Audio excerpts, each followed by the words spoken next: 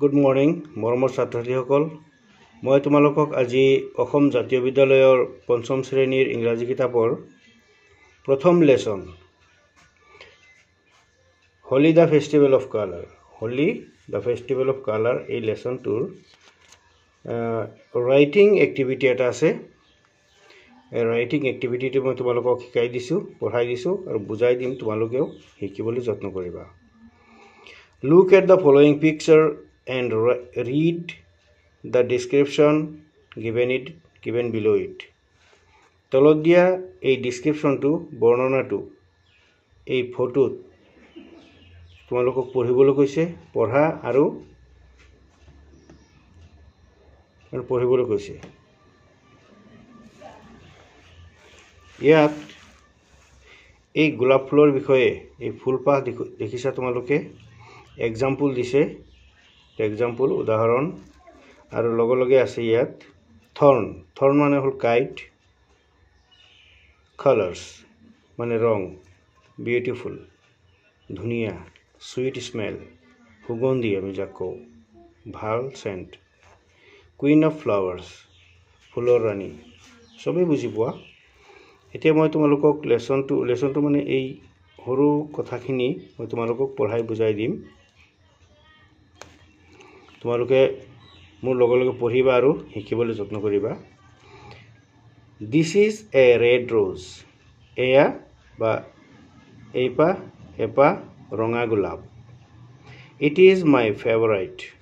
এয়া মোৰ খুব প্ৰিয়, ফ্লাৱাৰ মানে ফুল, এয়া মোৰ খুব প্ৰিয় মানে মই ভাল পোৱা ফুল বা মোৰ প্ৰিয় ফুল। There are different colors of roses like white, pink, red, yellow, orange, etc.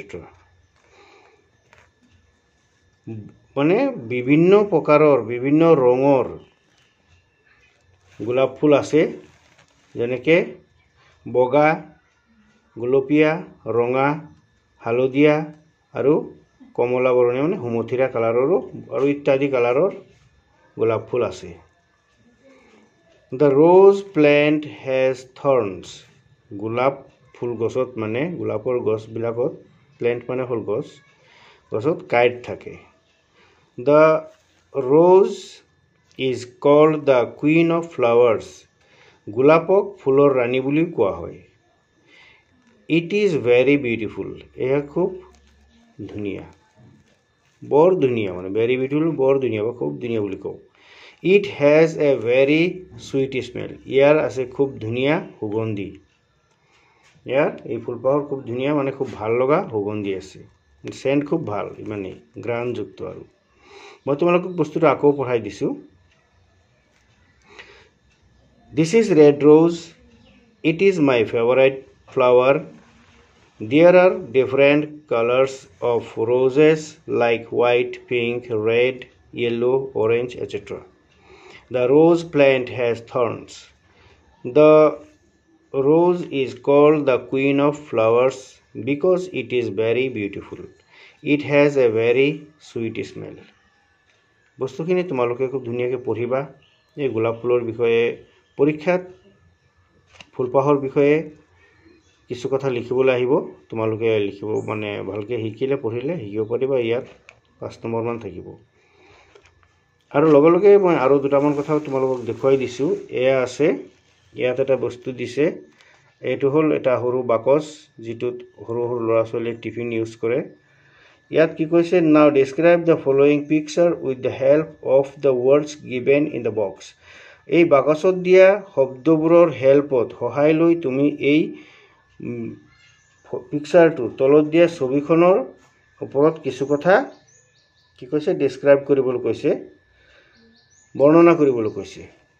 এই বিষয়টো তোমালোকে বৰ্ণনা কৰিবলৈ যাওঁতে কি কৰিব লাগিব, বিউটিফুল টিফিন বক্স। এই টিফিন বক্সটো খুব ধুনীয়া, ৰেক্টেংগুলাৰ ইন শেপ, ই গঠনত বা আকৃতিত চাৰিকোণীয়া, মানে ৰেক্টেংগুলাৰ বুলি ক'লে এইটো আয়ত আকৃতি বুলি কয়, আয়ত আকৃতি, আয়তাকাৰ গঠনত।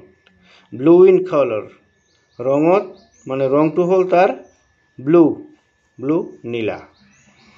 ব্ৰিং টিফিন টু স্কুল, স্কুললৈ টিফিন অনা হয়।